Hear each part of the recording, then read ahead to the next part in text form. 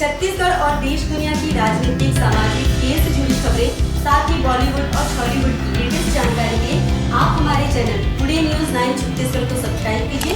साथ में आप बेल आइकन को जरूर क्लिक कीजिए।